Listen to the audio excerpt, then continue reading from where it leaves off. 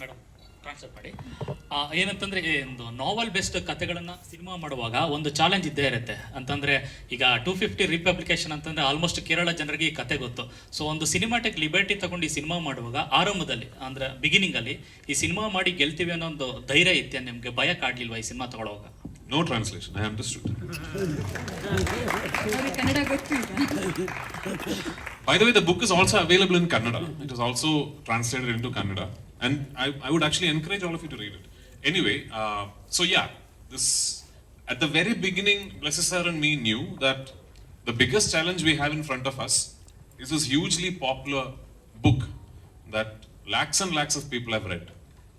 And also two things that we understood and realized at the very beginning itself is that one, we cannot recreate the book as such because literature has the liberty of micro detail, right? I mean, a moment in Najib's life could be 20 pages. It also has the liberty of doing the opposite. Like months of Najib's life could be just one paragraph. So writing on print has that liberty that usually cinema does not. At least it doesn't lend itself well to cinema.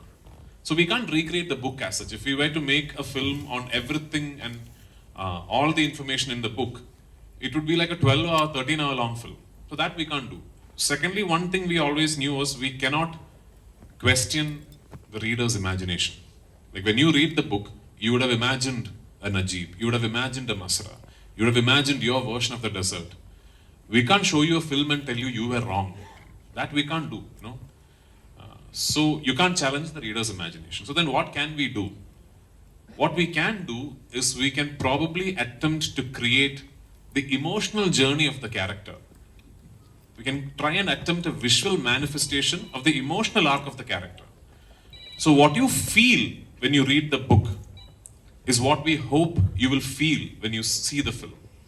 But it's a completely different experience when you're actually seeing it manifest visually in front of you. And one of the most moving moments for us as a team is when the real Najib saw the footage of the film and his eyes teared up and he kept saying "Ella," or like everything came rushing back to memory, everything came rushing back to memory. So I can imagine as traumatic as that must have been for him, for us it was like a great affirmation that, you know, if not exact, we got pretty close to what the man must have lived through. Pruthvi sir, this is Sujay here. Sir, this is a story of a Malayali basically. So what is so universal about this story so that it will cater to like all the audience over the globe? Brother, even if Najib was a Kannadiga, Tamilian, Telugu, Kashmiri, any other land, the story would still be the same. The fact that he was a Malayali is not making a difference to the story at all. The greatest thing about stories regarding the resilience of the human spirit is that it is beyond language, beyond region, beyond nativity, beyond religion, beyond everything. And that quality is there in the film also. When you see the film, you will realize that only about 20 to 30% of the film has any language. After that, for the longest part of the film, it's just this one man, his solitude, the desert, the animals.